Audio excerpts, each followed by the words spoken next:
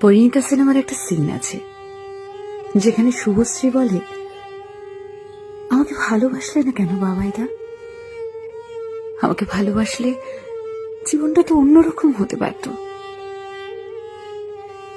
আবার ফরেস্ট গ্যাম্প মুভিতে যেখানে জেনিকে গ্যাম্প জিজ্ঞেস করে, Why don't you love me, Jenny? I'm not a smart man, but I know what love is. কি অসম্ভব মন ভার করা দুটো লাইন।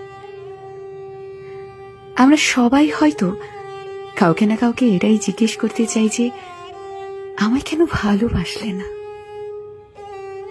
কিন্তু আমরা কেউ জিজ্ঞেস করতে পারি না, কাউকে জিজ্ঞেস করা যায় না, কারণ শুনতে রুড়ো হলেও এটাই সত্যি যে unfortunately people have the rights to dislike your love, no matter how pure your intentions are. You are not what they want.